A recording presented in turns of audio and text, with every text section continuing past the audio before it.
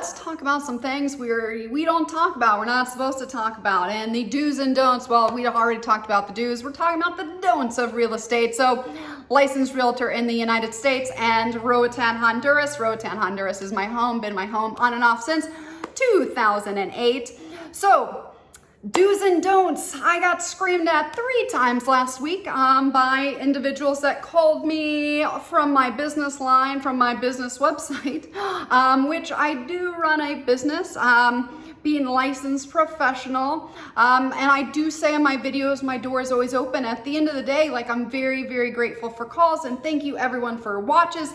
And I do understand that being on the internet exposes me to love and hate, and putting my phone number on the internet, well, it's the price of doing business, and so not all people are friendly. With that said, there's a couple things that I cannot do, and it's not, now if you choose to work with me, you choose to list with me, which means you are paying me as a buyer, and if a buyer's rep, I am working with you, I'm representing you, these things do not apply, because I'm working for you. In the United States, I'd have an agreement and I'm legally liable, and I'm also your fiduciary. Here we don't, there it's just a little bit more cut and dry. However, I do facilitate my business in Roatan, just as I facilitate my business in the state of Colorado, which is the most tightly regulated state, even more tightly regulated than California in regards to fiduciary responsibilities and liability. Even though I don't have to do those things here, I still do, because I try to be a decent person and a professional at the end of the day. So a couple things that I cannot do, and it's not because I do appreciate the calls, I don't appreciate being sworn at, and things of that nature, or the weird, I get some weird stuff, but that's the internet for you, ladies and gentlemen, and why my kids are not going to be having YouTube channels until, well, hopefully forever, until they're in their 40s as well. So, things that I can't help. If you hire another agent, you hire a licensed realtor, whoo, that bug didn't make it. All right. Bug zappers are great to have, even though I have screens, I have dogs. That bug zapper, whoo, that was a big one. I've got bug zappers and upstairs and downstairs, and they really help in the house, even though I spray for mosquitoes and have the screens. Anyway, random tip of the day, that was a big one. So if you hire a realtor in Roatan, Honduras, and you're working with one, we don't really have buyer contracts. We don't have all these contracts and formal agreements. But if you are working with a realtor and you call me and you tell me you're working with a realtor, I can't do that much. And it's not that I don't want to help, and a lot of people call when they're in just a panic. And it's not that I don't want to help you, it's that I can't. Now, what I can do, if you do tell me who you're working with, I can keep it very professional and just let them know, because I probably do know who they are. And I can just say, hey, your client's concerned. What I'm never going to do is I'm never going to have someone that calls me that says, hey, I want you to take over this transaction or you to do something. I don't cross that line. I think there's an ethical boundary there. Now, if you fire your agent and do not have an agent, then I can come in, but I cannot help fix what another agent is doing while you are working with that agent, even if you are or are not under any type of contract, even though we don't have buyer contracts, but I don't know what you signed. So just some things to think about. And it's not that I don't want to, and I hate when people call and they're concerned and they're worried. I also cannot help facilitate a for sale by owner for free. It just like any other business, you wouldn't go, even though I know the license agreements or license to become a realtor are very, very simple. It does not mean that you you wouldn't call a business, ask them to make you a cake, and then bake the cake for them, and then at the end of the day, they use that cake to then make their own cake based off what you already did, like kind of modeling it, and then tell you that they don't want the cake anymore. That's kind of how I feel a lot of the times with the for sale by owners, and it's not that I don't want to help, it's that if you want me to help, you have to hire me. And one of it is I don't work for free. I take my job seriously, and I represent you to that same standard of fiduciary responsibility that I do legally have in the United States. and I do keep it here. And there's actually a lot more work that goes into a for sale by owner than a MLS listed property. We can go into those, but a lot of it's clear title, clear registration, tax records, actually right to sell the land, squatters' rights we have to worry about. We have to worry about familial ties. We have a lot of things to work out that it's much harder for me to work with that. And it's not that I won't, of course I will. And they can be in charge. They can do all the things that they want to do. But I cannot work for you without actually working for you. And same with the phone calls that I get in a panic. They're like, I don't think my realtor's doing this. I want you, tell me about this property. That would also be under the, hey, that's a professional act. And it's not that I don't want to tell you. I will give you, like if you call, I will give you broad strokes on things, but I'm not going to tell you what neighborhood to buy in. I can't, that is a buyer's representation.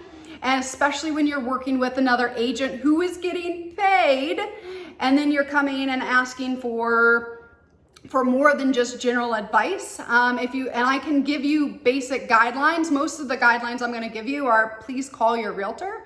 And it's not that I don't want to answer you. There's just ethical boundaries, and you're calling a professional asking for information that's going to require me to use my contacts. I'm going to have to pay. I pay for these services. So if I'm doing like a title check or registration or anything of that nature, I actually pay for that. And so calling me, asking me to do these things, which is wonderful, especially when you choose to work with me.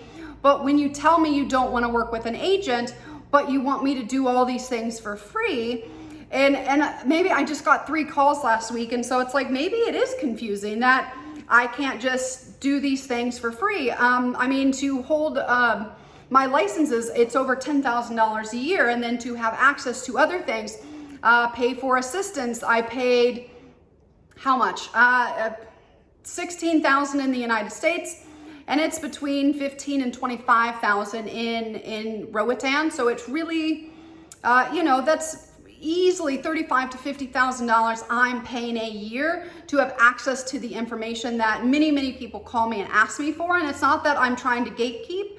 It's that it's like buying materials to buy a cake. I can't, I'm not going to give you the recipe, bake the cake for you, and then have you then make your own cake. I don't know. Maybe that's a bad analogy, or maybe I'm just hungry. Maybe I'm hangry. So it's just, I am so grateful for the calls. There's just a lot of things that I can't do, especially when you've already hired a different person to represent you. Or if you tell me that, hey, you don't want to work with realtors, you hate realtors, that's fine. But I'm then not going to tell you what to do, or then you call me back or you talk and you hire someone else, which is completely fine. I'm not for everybody. And if anything, I'm very direct. I could probably be a little softer with that. I'm working on it. I'm growing, I'm older and wiser and working on tact. However, the thing is, I will always be honest. Because at the end of the day, while I am a realtor, I'm also a real estate investor, and I've made my money by being honest. And if there's something glaring at that property, I'm going to tell you about it. It doesn't go over well with some people. And so anyway, you're free to hire whoever you want. But if you do hire somebody else and then call me after the sale, and then you want access to all my information, you want me to then help you do this, you want me to help you do this, and the list keeps going on and on and on, and I'll probably help you with 1 or 2 things just because I try to be a decent person and I think karma is real. But it's when it's the insistent calling and wanting my connections and the things that I've worked 15 years to build, and you want that or expect me to just hand it over because I do the videos. It's just a little weird, and I'm not sure. I don't know. Those are the 3 biggest don'ts with real estate. I'm not going to cross the line if you have a realtor.